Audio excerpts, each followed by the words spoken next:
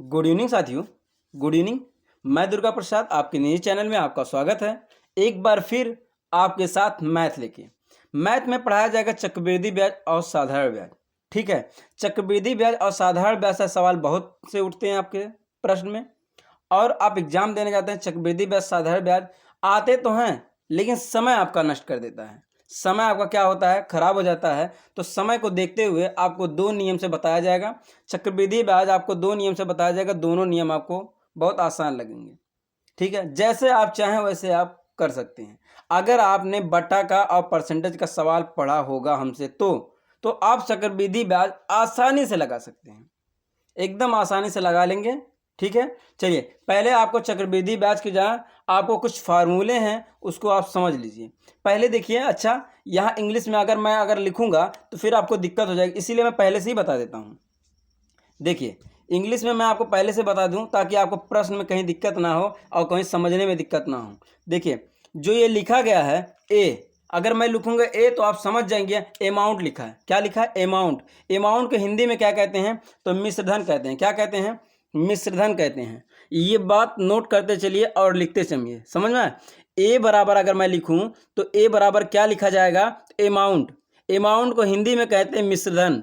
ठीक है, अगर आपका पी लिखा जाएगा तो प्रिंसिपल समझिएगा। क्या समझिएगा? प्रिंसिपल। प्रिंसिपल क्या होता है? ये मूलधन होता है। क्या होता है? मूलधन आपका होता है। ठीक है, अगर सीआई लिखे जाएगा, क्या सीआई अगर आपका लिखा जाए, कंपाउंड इंटरेस्ट बोलते हैं। क्या बोलते हैं? कंपाउंड इंटरेस्ट बोलते हैं, और इसे चक्रवृद्धि ब्याज बोलते हैं। क्या बोलते हैं? चक्रवृद्धि ब्याज। तो सीआई लिखा जाएगा, चक्रवृद्धि ब्याज इतना बड़ा कौन लिखेगा, और कंपाउंड इंटरेस्ट इतना बड़ा कौन लिखेगा? तो सीआई लिख देंगे, काम खत्म हो जाएगा। अब मूलधन आपका लिखने से अच्छा है कि पी लिख देंगे, तो आपका प्रिंसिपल लिखा जाएगा। ठीक है, समझ में आ रहा? चलिए, और दर, दर को कहते हैं रेट। क्या कहते हैं? रेट। तो अगर आर लिखा कहीं होगा तो उसको समझिएगा वो दर होगा हिंदी में, और इंग्लिश में उसे क्या कहेंगे? रेट कहेंगे। और एन लिखा होगा टी, यहाँ एन नहीं होना चाहिए, यहाँ टी होना चाहिए। ठीक है, यहाँ टी होना चाहिए। टी बराबर होता है टाइम। क्या होता है? टाइम। अगर कहीं पे आपको टी लिखा हो तो समझ जाएगा वो टाइम दिया है, और टाइम हिंदी में अगर कहेंगे तो ये समय कहलाएगा। इतना समझ गए कि नहीं? इसको आप जल्दी से स्क्रीनशॉट लीजिए। इतना आप समझते रहेंगे, फिर हम कहीं भी आपको सीआई लिखेंगे, फिर पी लिखेंगे, ए लिखेंगे, आर लिखेंगे, टी लिखेंगे, तो आप समझ जाएंगे। ठीक है, चलिए आगे आपको ऐसे ही मिलेगा। ठीक है, इसीलिए मैं सोचा कि आपको पहले ही बता दूं। जब बेसिक पढ़ाने का मतलब क्या है, सब आप एक एक बात जानते रहिए। चलिए अगला कुछ आपके पास सूत्र हैं, और इस सूत्र को बहुत जरूरी है याद करना। क्या है? बिना याद किए इसका काम नहीं बन सकता। इतना समझ लीजिए। जो भी इतना सूत्र आपको लिखा गया है और दिया गया है सामने, आपको स्क्रीनशॉट ले लीजिए। ये सूत्र आप याद नहीं करेंगे तो सवाल नहीं हल कर पाएंगे। ठीक है, तो ये आपको सूत्र हमेशा याद होना चाहिए। और चक्रवृद्धि ब्याज नहीं, ये साधारण ब्याज का है। और चक्रवृद्धि ब्याज करेंगे उसमें भी कुछ सूत्र हैं, उसको भी याद करना पड़ेगा। लेकिन ये जो मैं सामने आपके लिखा हूँ, जो ये सामने आपको ब्लैक बोर्ड पर दिख रहा है, ये एकदम आपका सही है, और एकदम यही याद करना है। और इसी की तरह आपको याद करे रहेंगे तो सवाल आपका आसानी से हल हो जाएगा। ठीक है, तो चलिए देखिए साधारण ब्याज क्या होता है। अगर आपको क्वेश्चन में कह दिया जाए कि साधारण ब्याज ज्ञात कीजिए, क्या ज्ञात कीजिए? साधारण ब्याज। तो उसमें मूलधन दिया होगा, फिर उसमें दर दिया होगा, और उसमें समय दिया होगा, और आप बटे 100 कर देंगे, आपका क्या निकल जाएगा? साधारण ब्याज निकल के आपका आंसर आ चुका होगा। ठीक है, अगर साधारण ब्याज पूछेगा तो उसमें मूलधन दिया होगा, दर दिया होगा, और समय दिया होगा, तो आपका आंसर आ जाएगा। अभी आपको सवाल करके दिखा दिया जाएगा। अगर आपका मूलधन पूछेगा, क्या पूछेगा? मूलधन। तो उसमें मूलधन पूछेगा तो आपका ये मूलधन जो है ये गायब करके आपको दर देगा, समय देगा। तो आप ब्याज लिखेंगे, ब्याज लिखेंगे तो ब्याज आपका दिया होगा, कितना रुपए ब्याज है, तो आप ब्याज लिखेंगे और गुणे अपने आप 100 कर देंगे, और दर लिखा होगा और समय लिखा होगा, तो मूलधन आपका निकल जाएगा। समझ में आ रहा है कि नहीं? पहले आप फार्मूलों को समझिए। अगर आप फार्मूले को समझ लेंगे तो आप आसानी से कर लेंगे।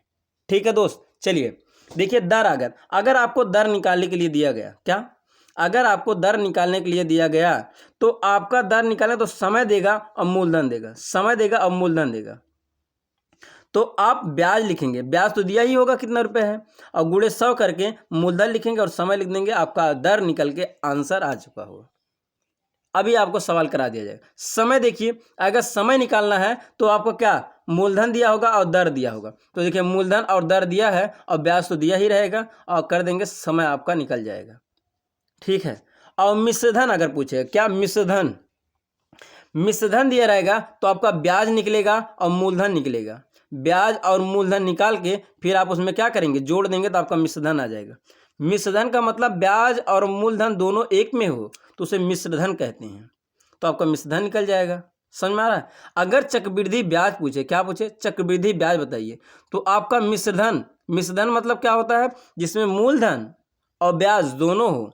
मिश्र धन मन से मूलधन माइनस कर देंगे तो चक्रवृद्धि ब्याज आपका निकल जाएगा। भाई अभी आप यहाँ देखे हैं कि जो ये मिश्र धन लिखा है, मिश्र धन में मूलधन और ब्याज जोड़ देंगे तो मिश्र धन बन जा रहा है, तो ये चक्रवृद्धि ब्याज तो है, तो मिश्र धन में से मूलधन क्या देगा, चक्रवृद्धि ब्याज निकल जाएगा। अगर आप चक्रवृद्धि ब्याज का सवाल लगाते हैं, अगर आप चक्रवृद्धि ब्याज का सवाल लगाएंगे तो इस फार्मूले पे लगेगा।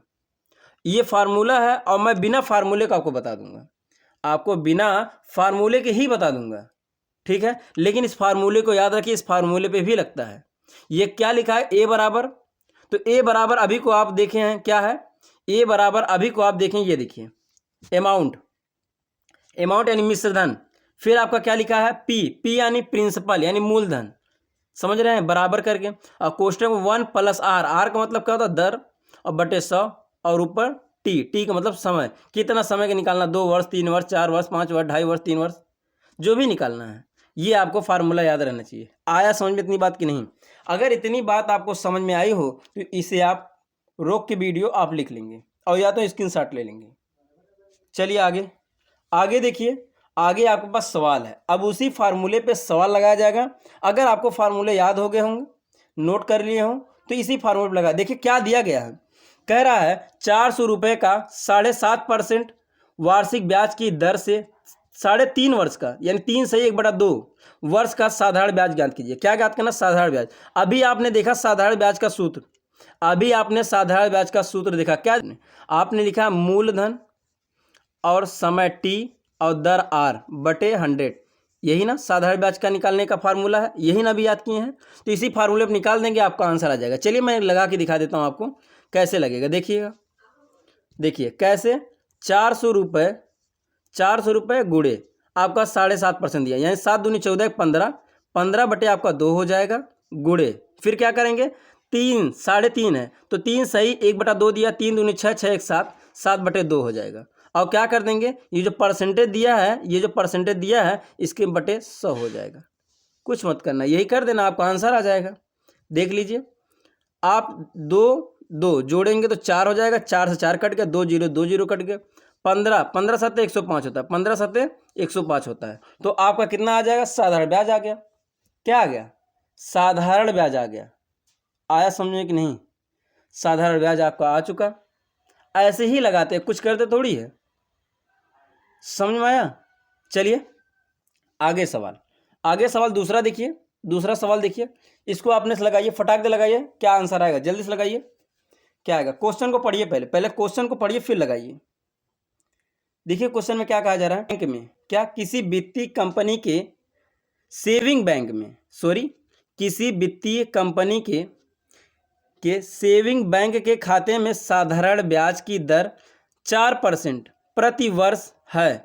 सीमा ने खाते में 5,000 रुपये जमा किए, उसे 2.5 वर्ष, कितना 2.5 वर्ष, 2 सही 1/2 वर्ष बाद कितना ब्याज तथा मिश्र धन मिलेगा। यही आपका सवाल है, ठीक है। यही सवाल को पढ़ के आप लगाइए। चलिए मैं बता ही देता हूँ। देखिए कैसे लगाया जाएगा, इसको भी ऐसे ही लगाया जाएगा। आपका मिश्र धन बोल दिया है, पहले आप साधारण ब्याज निकालिए, फिर आप मिश्र धन निकाल लेंगे आसानी से। तो लिखेंगे 5,000, क्या लिखेंगे, 5,000 गुणे 4% दिया है, 4/100, और कितना दिया बाबू, आपका 2.5 दिया, 2.5 वर्ष, यानी 2 दूनी 4, 4 1 5, 5/2, बस हल कर दीजिए। देखिए क्या करेंगे, 2 0 से 2 0 काट दीजिए आप, 2 से काटेंगे यहाँ 2 हो जाएगा। अगर 5 से गुणा कर देंगे, 5 25, 25 दूना 50, तो 50 लिखेंगे और 1 0 बचा, 1 0 यहाँ लगा देंगे, 1 0 यहाँ बचा था लगा दिया, इतना कर दिया, 500 आया। तो 500 आपका साधारण ब्याज आ गया। क्या आ गया, ये आपका साधारण ब्याज आ गया, साधारण ब्याज आ गया, ये आपका साधारण ब्याज आ गया। आया समझ में। और अब मिश्र धन पूछा है, तो ब्याज और क्या, साधारण ब्याज, यानी ये जो आपका क्या दिया गया है, ये आपका सीमे का, ये मूलधन दिया गया, मूलधन और ब्याज दोनों जोड़ दिए, 500 रुपये आपका आया है तो जोड़ दीजिए। 5 में आप 5 कितना जोड़ेंगे, आप जोड़ दीजिए 5000। 5000 जोड़ेंगे, 0 0 5 आ जाएगा, सॉरी 5, यानी 5500 रुपये। क्या आ गया, 5500 रुपये आपका मिश्रधन आ गया। 5500 रुपये आपका मिश्रधन आ गया। आया समझ में कि नहीं आया दोस्त? चलिए 5500 रुपये आपका, जल्दी से नोट कर लीजिए, नोट कर लीजिए, अगला सवाल बताया जाए। चलिए ये रहा आपका अगला सवाल, तीसरा नंबर, जल्दी से आप इसको लगाइए। ये आपका चक्रवृद्धि ब्याज आ गया, चक्रवृद्धि ब्याज। अगला आपका वीडियो जब मतलब आप अगले वीडियो में लेके आएंगे, जब हम आपको अगले वीडियो में बताएंगे तो चक्रवृद्धि ब्याज का सवाल नहीं रहेगा, से पूरा सवाल आपका साधारण ब्याज से रहेगा। फिर नेक्स्ट वीडियो जब बनाएंगे तो चक्रवृद्धि ब्याज से रहेगा। ठीक है, कठिन कठिन लाएंगे, ऐसा ना सोचिए कि आसान आसान है। अभी तो आपको बस फार्मूले के बेस पे आपको रख के बताया जा रहा है। अभी यही फार्मूला आपने याद किया, देखिए अभी आपने यही फार्मूला याद किया। यहाँ देखिए, ये देखिए, ये जो फार्मूला है, अभी यही फार्मूला जो हमने याद किया है, यही वाला इसी फार्मूले पे लगेगा। देखिएगा, इसका 2 नियम, मैं दोनों नियम आपको बता दे रहा हूँ। ठीक है, दोनों नियम आपको बता दे रहा हूँ। देखिए यही ना है, 5000 रुपये का 4% वार्षिक ब्याज की दर से 2 वर्ष के चक्रवृद्धि ब्याज एवं साधारण ब्याज में अंतर निकालना, यानी साधारण ब्याज भी निकालना, चक्रवृद्धि ब्याज भी निकालना। चक्रवृद्धि ब्याज पहले निकाल लेते हैं, तो आपका कितना दिया है, 5000 हो गया, 5000। अब कोष्टक में लिखेंगे 1 + 4 दर ऊपर बटे 100, और कितने वर्ष का है, 2 वर्ष का है। समझ में आया कि नहीं? 25 चौक का 100 होता है, इतना तो आप जानते हैं। तो 25 से करना 25, 25 में एक जोड़ेंगे कितना हो जाएगा, 25 1 26, तो लिखेंगे 26 बटे 25, और 2 वर्ष का है तो 2 बार कर देंगे, 26 बटे 25, और इसका 5000 आप यहाँ गुणा कर देंगे। आया समझ में कि ना बाबू? अगर आया हो तो बस कुछ करना थोड़ी है, 25 से काटेंगे, 25 दूना 50, 25 दूना कितना हो जाएगा 50, 200 आ गया, और 25 से काटेंगे तो 8 आ जाएगा, 25 अट्ठे 200 होता है। अब 25 का वर्ग, अगर 25 का वर्ग याद हो, इसमें वर्ग ही काम आएगा, समझ रहे हैं? इसमें वर्ग ही काम आएगा। अगर आपको 20 तक नहीं, कम से कम 30 तक अगर वर्गमूल याद है तो एकदम आसानी से चुटकी बजा के आप लगा सकते हैं। समझ में आ रहा है? 26 का वर्ग आपका कितना हो जाए, 676 हो जाता है। 600 कितना होता है, 76, और गुणे 8 कर दीजिए। अब गुणे 8 करेंगे तो कितना आ जाएगा आपका, 5408। 5408 आपका आंसर आ जाएगा। ये आपका साधारण क्या आ जाएगा, ये चक्रवृद्धि ब्याज आ जाएगा। अब साधारण ब्याज का अंतर पूछा ना, तो साधारण ब्याज आप निकाल लेंगे, आपका आंसर आ जाएगा। साधारण ब्याज आप निकालिए, देखिए कैसे लिखेगा, 5000 और गुणे 4% और 2 वर्ष, यही तो है, बटे 100 कर दीजिए। 2 0 काट देंगे, 4 दूनी 8, 8 पचे 40, तो 40 यानी 400, कितना 400। और इसका भी 5000 था, 5000 मन से अगर आप घटाएंगे, 5000 मन से अगर आप घटाएंगे तो 400 कितना आएगा, 408 आ जाएगा। 408 आप जोड़ दीजिए, 408 आप घटा दीजिए, सॉरी 408 यहाँ लिखेंगे, 408, 408 में से घटा दीजिए, 408 में से घटाइए, कितना आएगा, देखिए यहाँ आएगा आपका कितना, 8 आ जाएगा, 0, तो यानी 8 ही आएगा, यानी 0 0, तो यानी 8 आपका चक्रवृद्धि ब्याज साधारण ब्याज का अंतर है। आया कि नहीं समझ में? अगर ये वाला नहीं आया ना तो कोई बात नहीं, मैं आपको अच्छे से और बता देता हूँ, देख लीजिए एक बार और। कुछ नहीं किया बाबू, कुछ नहीं, बस ब्लैक बोर्ड की थोड़ी जगह कम होने के कारण अच्छे से नहीं समझा पाए ना, यही ना? नहीं समझाया गया अच्छे से, बस आप देखे नहीं, मैं बता दे रहा हूँ। देखिए क्या किया गया है, आपका लिखा गया है 5000 और लिखा गया है 1 + 4 बटे आपका 100 लिखा गया बटे 2 वर्ष का, तो इसको लिखा गया 5000। और आपका देखिए कोष्टक में अगर आएगा, इसको 25 चौक का 100 होता है, तो यहाँ आ जाएगा 25, 25 में 25 से करना 25, 25 में एक जोड़ेंगे तो कितना 26, तो 26 बटे आपका 25 आ गया, और 2 वर्ष कहा है तो 26 बटे 25 आ गया। इतना तो आप समझ में नहीं आएगा, इतना समझ में आया तो मैं कुछ नहीं किया बाबू, बस क्या किया, काट दिया। 25 से काटा हूँ तो ये 2 बार में आया, 200 आ गया, फिर 25 से काटा हूँ तो 8 बार आ गया। समझ में आ रहा ना? तर कितना 676 ये, और 8 से गुणा कर दिए, और टोटल आपका कितना आ गया था, 5408 आया था, यही ना? लेकिन आपको कितना 5000 है, 5000 इसमें माइनस करना था, 5000 इसमें माइनस करना था, तो माइनस जब किए हैं 5000 तो कितना आपका आया है, 408 आया था, 408 आपका आया था। अब साधारण ब्याज निकालना था तो 5000 और गुणे 4% और गुणे 2 वर्ष बटे 100 कर देना था। 2 जीरो काट देंगे तो करेंगे इसका 4 दूनी 8, 8 पचे 40 तो 400 आ गया। तो 400 आ गया ना, देखिए कितना आया 400, 400 लिख दे रहे हैं। 400 आपका साधारण ब्याज निकल गया, लेकिन चक्रवृद्धि ब्याज साधारण ब्याज का अंतर पूछा है। तो आप 408 में से 400 घटा देंगे तो 8 आपका चक्रवृद्धि ब्याज साधारण ब्याज का अंतर आ जाएगा। चक्रवृद्धि ब्याज और साधारण ब्याज का अंतर आ जाएगा, यानी पी और सी आई, पी आई और प्रिंसिपल और चक्रवृद्धि ब्याज आ गया कंपाउंड इंटरेस्ट। समझ में आया कि ना, इतनी बात समझ में आया कि ना, बहुत आसान था। बस आपको बार बार अभ्यास करेंगे तो आपको आ जाएगा, लेकिन आप घबराइए नहीं, मैं ढेर सारा सवाल कराऊंगा, ठीक है। ये तो आपका ट्रेलर है, ये तो ट्रेलर है, अभी तो पिक्चर बाकी है, ठीक है दोस्त।